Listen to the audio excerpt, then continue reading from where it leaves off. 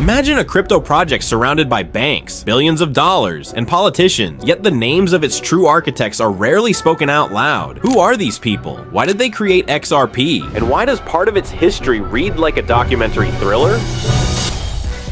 Hi friends, this is Katz. Today we're breaking down the Ripple team. No fluff, just dates and facts. From the first lines of code to the executives shaping its path today. We'll go through the birth of the XRP Ledger, the gift of 100 billion XRP, the story of Jed McCaleb, the shadow of Arthur Britto, the engineering genius of David Schwartz, the strategy of Larsen, and the public role of Brad Garlinghouse.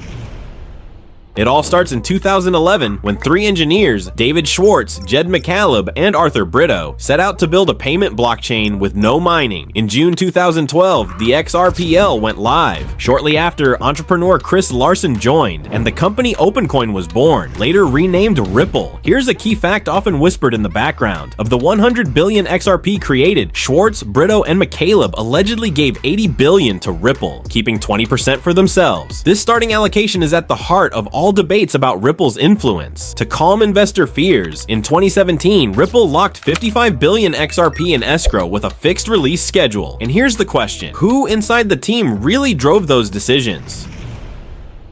First up, David Schwartz, the chief architect of XRPL. He started as Ripple's chief cryptographer, later becoming CTO. Known online as JoelKatz, he's been responsible for keeping the network stable and scalable. He avoids drama, but often steps in to explain the most controversial technical issues. Back in 1988, Schwartz filed a famous patent for a multi-level distributed computer system, something that looked like science fiction at the time, but in many ways foreshadowed blockchain itself. In 2001, he visited the US National Security Agency, something he himself wrote about on his website. Coincidentally, or not, that same year the NSA published its new cryptographic standard, SHA-2. Its big brother, SHA-256, would later become the core hashing algorithm for Bitcoin. Some in the crypto community ask, are these just coincidences, or was Schwartz one of Bitcoin's creators, perhaps working with the NSA? Others note he, like Satoshi Nakamoto, has roots in the cypherpunk movement. Next is Arthur Britto. If XRP were an orchestra, Britto would be the musician playing from behind the curtain. He has no public photos, and in more than a decade online, he's become almost a myth, leaving only rare traces in patent databases. That's why every rare public action of his causes a stir. After 14 years of silence, he suddenly posted a simple emoji on Twitter in 2025, setting off a wave of speculation. One of his key patents from 2006 describes a dynamic distributed system for storing and routing data, suspiciously similar to the foundations of blockchain technology. Add cryptography and a consensus mechanism, and you have the blueprint for any cryptocurrency, even Bitcoin itself. Some joke in crypto circles, what if Britto is Satoshi Nakamoto? After all, someone with his skills could easily have had a hand in the first digital currency. One lesser known detail, before XRPL, Britto worked as a game designer. Interestingly, some imagery in his games seems to echo the mysterious artwork of Bearable Guy 123, a figure we'll cover in future videos.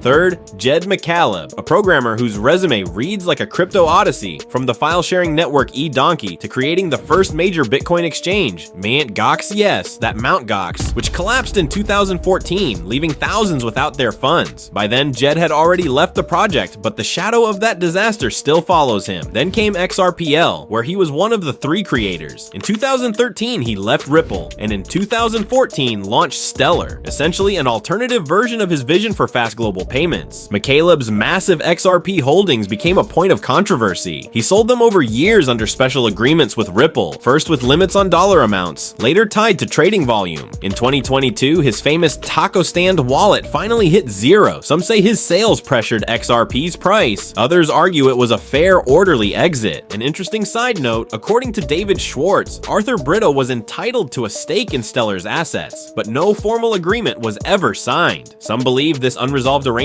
became a hidden source of tension between Britto and McCaleb. Next, Larsen, a serial entrepreneur, e-loan, Prosper, and then the key bridge between Ripple and the world of banks and regulators. He became the public face in talks over standards like ISO 2022. When those 80 billion XRP ended up in Ripple's hands, Larsen was at the center, linking the technical team with big money. His own XRP wallet was targeted in one of the largest thefts in Ripple history, over 200 million tokens stolen, sending shockwaves through the market.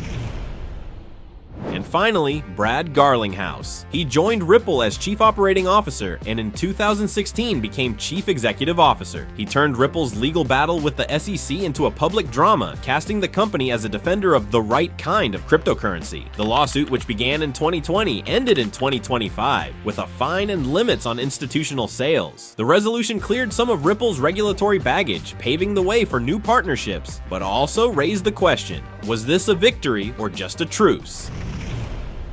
In the end, XRP isn't just an abstract network, it's a cast of distinct characters: the protocol's ideologues, Schwartz and Britto, the bridge builder, Larsen, the public defender, Garlinghouse, and the rebel founder McCaleb, who left to build a rival system.